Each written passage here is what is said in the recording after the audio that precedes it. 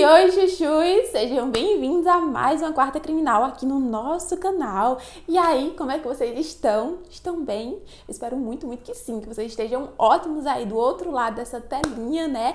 Tenho que pedir pra vocês agora no início do vídeo, principalmente agora no comecinho, que vocês deixem o like, tá? Que assim o YouTube entende que vocês gostam do meu conteúdo e continua entregando ele pra vocês. Já comenta alguma coisa aqui pra ajudar no engajamento e compartilha esse vídeo agora com alguma pessoa que você sabe que gosta de casos criminais, assim como eu e você. E, gente, eu preciso dizer agora no início do vídeo, alertar vocês que o caso de hoje é nacional e é muito pesado, é cheio de gatilhos, tá? E eu vou ter que detalhar algumas coisas que aconteceram, né? Alguns crimes que aconteceram, e isso pode perturbar algumas pessoas que são sensíveis. Então, se você é uma dessas pessoas, eu não recomendo esse caso pra você. Vou deixar outro linkado aqui que eu considero um pouco mais leve, que você pode ir lá assistir. Mas, como eu sei que tem pessoinhas teimosas, assim como você aí do outro lado, eu vou deixar um aviso quando eu for entrar nesses detalhes, assim você não precisa, né, assistir essa parte e já pode mudar para os minutos seguintes. Então, eu acho que todos os avisos já foram dados, então sem mais enrolação, vamos pro caso de hoje. Quem é? Lucélia Rodrigues da Silva nasceu em uma periferia no interior do estado de Goiás. Os seus pais biológicos se chamam Joana Dark da Silva e Lourenço Rodrigues. Desde o início, a infância dela já era bem conturbada. Os pais dela viviam juntos ali há pelo menos uns 6 anos e dentro de casa, né, a menina presenciava constantes brigas e até mesmo agressões entre os dois. Joana chegou a registrar ocorrência ali de agressão contra o companheiro e pai da menina, Lourenço Rodrigues. A família também era extremamente pobre e vocês sabem que a falta de dinheiro, né, dificulta bastante as coisas. Eles viviam ali praticamente apenas de doações e tudo isso piorou depois que Joana e Lourenço decidiram ali colocar um ponto final, né, na relação. Lourenço trabalhava vendendo pastéis e por mais que o dinheiro que ele ganhasse fosse muito pouco, fez muita falta ali para Joana e os 6 filhos dela. Eu não sei se eram todos, né, do casal ou se era de Joana com outro homem, não consegui encontrar essa informação, mas depois que Lourenço foi embora, né, e acabou ali a renda dele, as coisas ficaram ainda piores. Após a separação, Joana decidiu que daria os filhos para famílias ali que pudessem cuidar melhor deles. Infelizmente, ela fez isso de forma irregular, sem ter um órgão responsável que fosse avaliar as famílias antes da adoção e monitorar a situação das crianças após elas serem entregues. E isso é muito comum nos interiores e em comunidades carentes. Quando a mãe ali não pode cuidar dos filhos, né, ela acaba dando as crianças para outra família. Às vezes é um parente com condições melhores que a dela ou uma pessoa conhecida que promete dar uma vida melhor aos pequenos. Mais raras são as vezes que essas crianças encontram uma vida melhor. Na maioria dos casos, elas saem da pobreza e são jogadas em uma realidade de abusos e agressões. E a mesma coisa aconteceu com Lucélia. Uma tia dela, chamada Marli, trabalhava como faxineira na empresa de Silvia Calabrese. Silvia era empresária e morava com o marido, o engenheiro Marco Antônio, os filhos e a mãe adotiva de Silvia, conhecida como Dona Lourdes. A família morava em um apartamento de 2 andares em um bairro nobre de Goiânia, capital do estado de Goiás. Silvia tinha 3 filhos homens e dizia que o sonho dela era ter uma menina, mas que nunca tinha conseguido. E Marli sabia que Joana queria entregar a Lucélia para uma família mais estruturada, cuidar, né? Ela já tinha dado até os outros filhos, agora só restava a menina. Então Marli contou a situação para Silvia, que entrou em contato com Joana e perguntou se ela não deixaria a menina ir morar com ela, prometendo ali que daria uma vida melhor a Lucélia. Joana aceitou, mas além de Silvia cuidar de Lucélia com moradia, alimentação, educação e tudo mais, né, que uma criança merece ter, Joana também exigiu que Silvia pagasse um valor mensal que ela receberia toda vez que fosse visitar a filha na casa da empresária. E esse detalhe é bem polêmico, porque muita gente começou a acreditar que Joana não estava apenas assim tão preocupada, né, com a situação dos filhos e o bem-estar deles, já que exigiu um retorno financeiro. Era como se ela estivesse vendendo a própria filha. Bem, de qualquer forma, Lucélia tinha 10 anos quando foi levada para morar com a nova família. E apesar de estar deixando a mãe, ela parecia estar feliz com aquela promessa, né, ter uma vida melhor e ainda poder ver a mãe pelo menos uma vez por mês. Lembrando que ela era apenas uma criança e não sabia, né, o peso que tudo aquilo significava. Ela só conseguia entender que teria uma casa melhor, onde não faltaria comida na mesa e onde ela teria a oportunidade de estudar, que era uma das coisas que a menina mais queria. Lucélia disse em uma entrevista que no dia marcado ela estava tão ansiosa que ficou com medo da mãe desistir, que acordou 5h30 da manhã só para não perder a hora. E como prometido, Silvia agora tinha uma filha, uma menina, como tanto dizia querer. Lucélia foi bem recebida, conheceu o restante da família, tomou banho de piscina e ganhou até mesmo um quarto só para ela, com vários brinquedos que a menina jamais imaginaria que um dia poderia ter. Ela foi matriculada em um colégio militar e tudo parecia perfeito, do jeitinho que Silvia tinha prometido. Mas desde o início, Silvia deixou claro que tudo aquilo não seria de graça. Já no segundo dia, ela chamou Lucélia e falou quais seriam os deveres da menina na casa. Disse que Lucélia iria ajudar a cuidar de Mateus, o filho mais novo de Silvia, que na época era apenas um neném. Isso incluía limpar o quarto e o banheiro dele. No início, para a menina, parecia que era apenas ali uma forma de ajudar a nova mãe, cuidando do irmão mais novo, né, o irmão adotivo, e para ela estava tudo bem. Nos primeiros 6 meses, Lucélia parecia feliz. Quando a menina recebia as visitas da mãe, dizia que estava bem, contava sobre as novas roupas que tinha ganhado, que estava amando o colégio e o quanto adorava nadar na piscina e brincar no parquinho do prédio. Joana chegou a perguntar à filha se ela queria voltar a morar com ela, mas a menina disse que não, que estava muito feliz e que não queria voltar. Porém, tudo isso começou a mudar e a vida de Lucélia se tornou um verdadeiro inferno em menos de um ano. As tarefas ali, que pareciam coisas simples, se tornavam cada vez mais cansativas. Além de cuidar do irmão, ela também deveria fazer alguns trabalhos domésticos, como limpar os vários quartos da casa, lembrando que era um apartamento duplex, então não era coisa pequena, tá? Também deveria lavar os banheiros, lavar as roupas do casal, limpar a garagem e por aí em diante. Detalhe, Silvia tinha 2 empregadas domésticas responsáveis pela limpeza da casa, mas isso não impedia a empresária de exigir que a menina realizasse as tarefas domésticas. Lembrando que Lucélia tinha apenas 10 anos de idade. Ela disse em uma entrevista que acordava todos os dias às 5h15 da manhã, fazia a mamadeira do irmão adotivo e depois ia limpar a casa. Tudo isso antes de ir para o colégio. Depois que chegava, recebia mais tarefas e só era autorizada a dormir depois que terminasse de fazer tudo, isso ali por volta de 12 horas da noite. Na verdade, se vocês analisarem essas informações, dá para notar que o objetivo claramente de Silvia, né, nunca foi levar Lucélia para ser a filha que ela dizia tanto querer ter.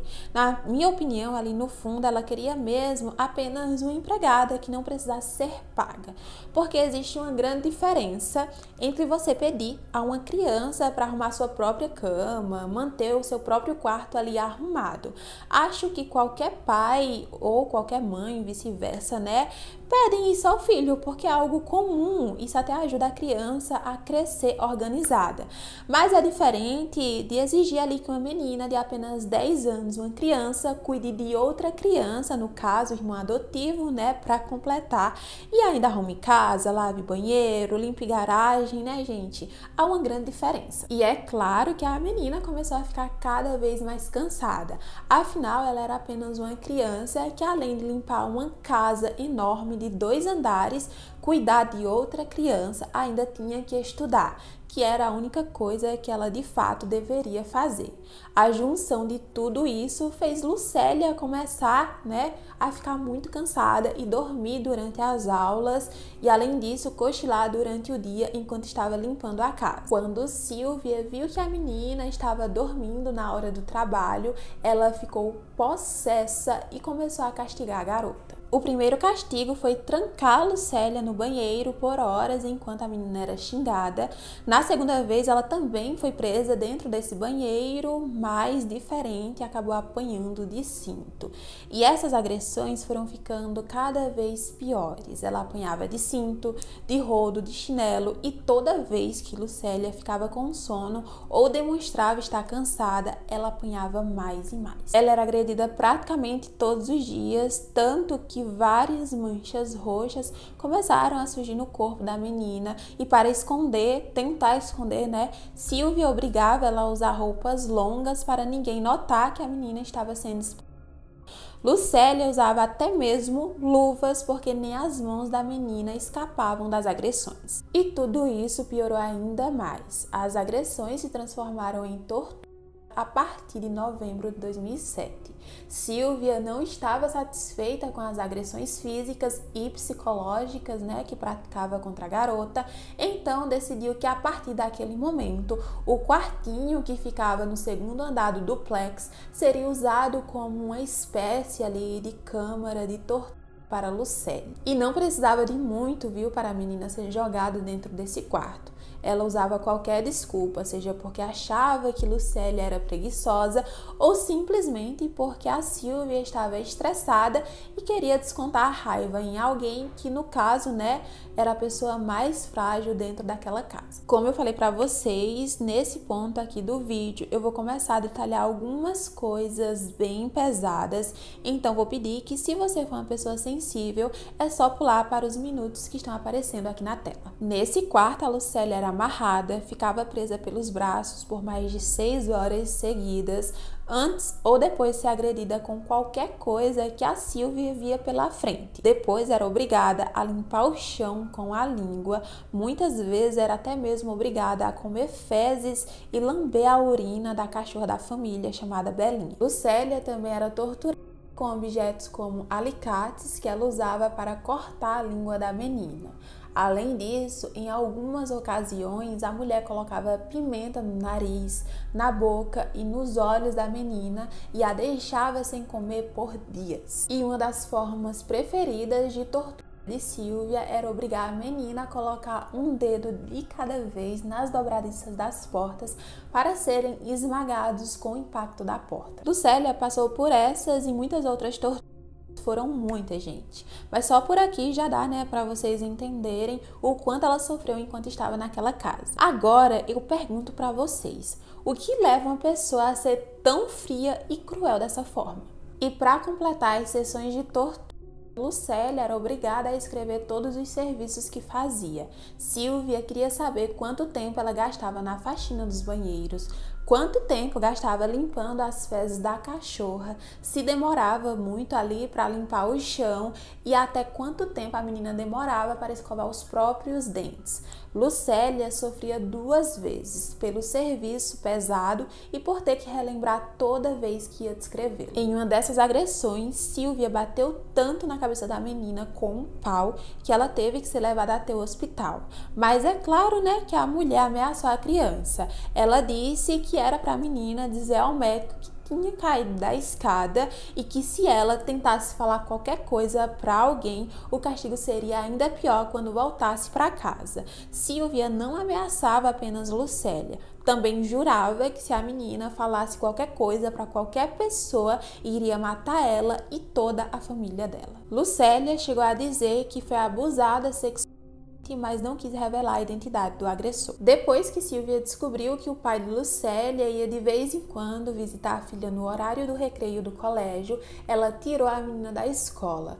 Fez isso também para evitar que as pessoas notassem os hematomas, né, e descobrissem que a menina estava sendo espancada. E para a mãe, Lucélia era obrigada a fingir que estava bem. Joana até chegou a notar que a filha estava mais magra e mais calada que o normal, porém, quando ela perguntava como estavam as coisas, Lucélia dizia para a mãe, porque era obrigada, né, claro, que estava bem e feliz. E com o tempo, Silvia ainda proibiu que o pai da menina fosse até o apartamento visitar a própria filha, vivendo aquele inferno e tentando entender por que aquela mulher que prometeu cuidar e proteger ela parecia odiá-la tanto. Lucélia foi lá e perguntou para Silvia por que ela fazia tudo aquilo com ela, e a mulher respondeu com toda a frieza do mundo que a menina era filha do demônio e que o demônio tinha que apanhar para sofrer. E como toda criança que acredita em contos de fada, Lucélia realmente acreditou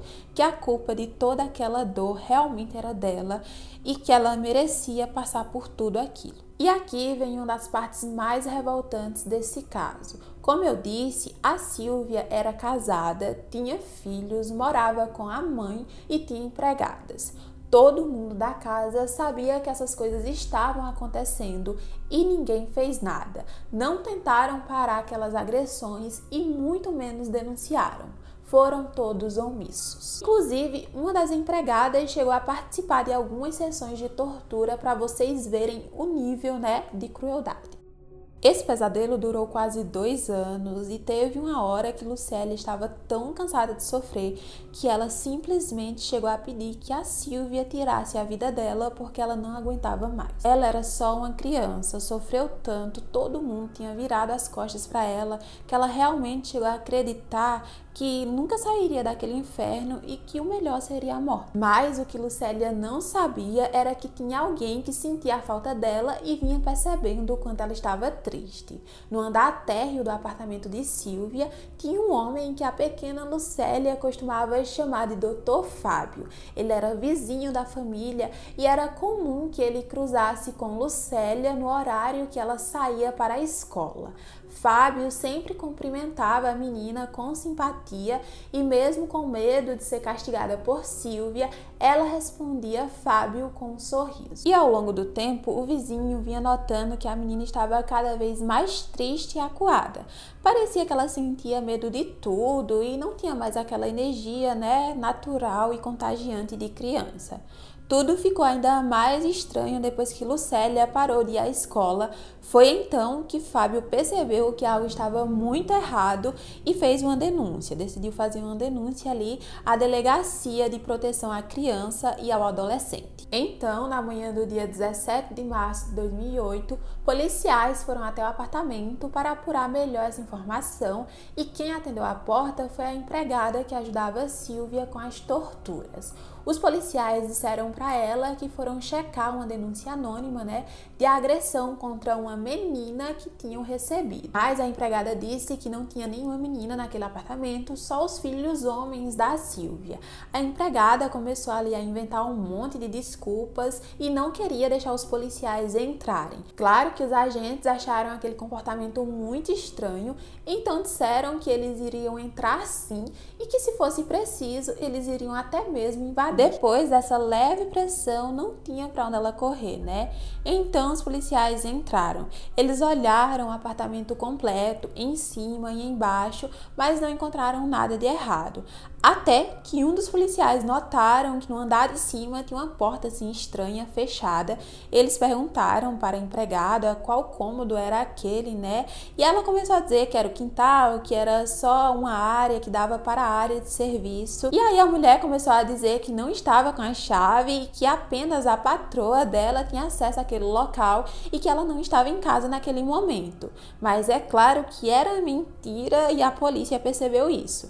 Depois que os policiais policiais ameaçaram arrombar a porta, a empregada resolveu desistir de mentir e foi buscar a chave porque, ela sabia que não tinha mais para onde correr. Ao entrarem no local, eles encontraram Lucélia amarrada e amordaçada com um pano velho na boca. A menina apresentava sinais de desidratação e desnutrição. A cena era tão triste e desoladora que até mesmo os policiais choraram ao ver tudo aquilo.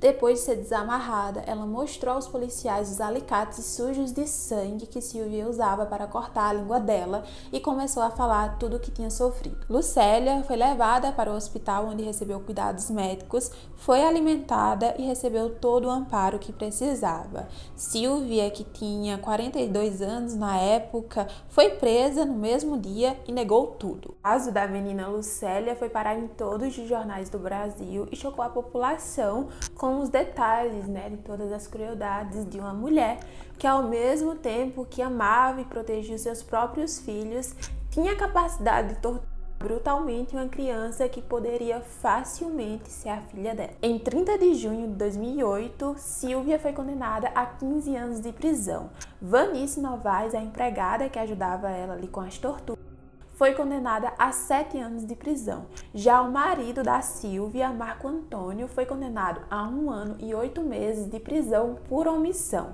Mas, como estamos no Brasil, Marco Antônio conseguiu converter ali a pena em prestação de serviços comunitários. O filho mais velho de Silvia também foi acusado de omissão, mas acabou sendo absolvido. No mesmo ano, Silvia e Marco Antônio foram condenados a pagar uma indenização de R$380 mil por danos morais e estéticos, além de verbas trabalhistas a Lucélia. Joana d'Arc, a mãe de Lucélia, foi levada também à júri popular por acusações de ter recebido dinheiro para entregar a filha a Silvia, mas também foi absolvida das acusações. E é claro que ela também perdeu a guarda de Lucélia. Lucélia foi levada para um abrigo, onde passou alguns meses aguardando ser adotada por uma família que demonstrasse ali ser capaz de amar e cuidar dela, como deveria ter sido, acontecido desde o início. Depois de um tempo, Lucélia foi acolhida e adotada por um casal de pastores de Belo Horizonte. Quando Silvia foi questionada do porquê ela odiava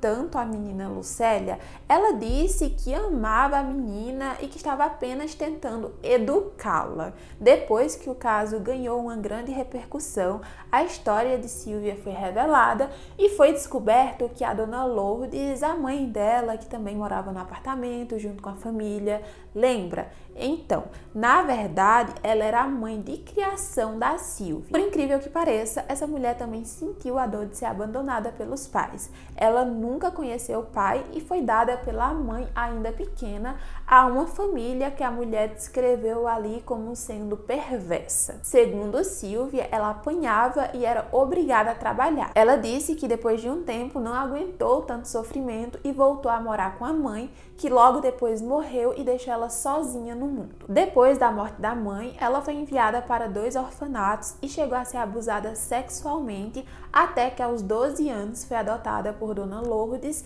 que lhe tratou ali como uma filha. Depois que essa história foi revelada, muita gente passou a acreditar que o que Silvia fez foi uma repetição do que ela sofreu na infância, como se ela estivesse reproduzindo ali os traumas que viveu. Mas, como o próprio juiz de infância, que julgou o caso disse, o passado de Silvia não justifica tanta crueldade. Tem muitas pessoas que passaram pela mesma coisa ou por coisas piores e não descontam, seus traumas em pessoas inocentes. E não vão achando que para por aí. Foi descoberto que a Silvia já tinha feito outras vítimas. Ela torturou e manteve em cárcere privado outras 2 meninas antes de Lucélia. Elas tinham 10 e 15 anos de idade e eram mantidas em condições análogas à escravidão. Assim como Lucélia, eram obrigadas a trabalhar de forma exaustiva na casa e ainda eram agredidas. Em 19 de abril de 2011, Silvia foi julgada por mais essas acusações e recebeu a pena de 11 anos e 6 meses de prisão. Mas, gente, eu sei, vocês odeiam quando eu digo esse mais, porque sabem que coisa boa não vem por aí. Infelizmente, o sistema de justiça do Brasil é cheio de brechas e extremamente extremamente falho e é até doloroso dizer isso, mas Silvia Calabrese ficou presa apenas 6 anos. Em 2014, ela recebeu o direito de progressão para regime semiaberto e há muito tempo já está em liberdade. Lucélia precisou passar por vários tratamentos e acompanhamentos psicológicos, levou um bom tempo, garanto que bem mais que 6 anos, para ela voltar a confiar nas pessoas e hoje ela parece ter superado tudo que sofreu. Ela disse que com o tempo perdoou a Silvia e essas foram as palavras dela em uma entrevista à TV Anhanguera. É possível superar. Eu perdoei, escolhi perdoar. Perdoar não é esquecer, é lembrar e não sentir mais dor. Hoje a Lucélia está casada, tem 3 filhos e construiu uma família linda que sempre foi o grande sonho dela. Ela é evangélica e viaja o Brasil contando sua história. E esse foi o vídeo de hoje. E aí, vocês conheciam esse caso? Provavelmente sim, né, gente? Porque ele é bem famoso e bem chocante aqui no Brasil. Porém, eu achei importante, interessante trazer a minha versão com a minha narrativa, que eu tenho certeza que tem muita gente aí do outro lado que gosta. Se você gostou desse vídeo, não esquece de deixar o like, que é muito importante para o crescimento do nosso canal. Já compartilha esse vídeo também, né, com amigos, familiares, que eu tenho certeza que eles também vão gostar. Deixe seu comentário aqui embaixo para ajudar no engajamento também, né, me diz a sua opinião, o que você achou do caso, o que você achou do vídeo, que eu vou gostar muito de ler e eu respondo todos vocês. Aproveita também e me segue lá no Instagram, que eu tento todos os dias aparecer por lá, mas levo mini casos que vocês amam. E se você chegou até aqui, né, na reta final, eu quero muito a sua opinião sobre uma coisinha. Parece besteira, gente, mas não é. Quero saber se vocês preferem os vídeos com a luz apagada ou com a luz acesa. Talvez não faça muita diferença, mas a minha opinião faz. E eu quero saber a opinião de vocês. Então deixem aí nos comentários que eu vou gostar muito de ler. E dependendo, eu já faço essas alterações no próximo vídeo. E é isso, gente. Acho que todos os avisos já foram dados. Se cuidem, não falem com estranhos. Bebam água, se hidratem, tá? E aguardo vocês na próxima quarta. Tchau!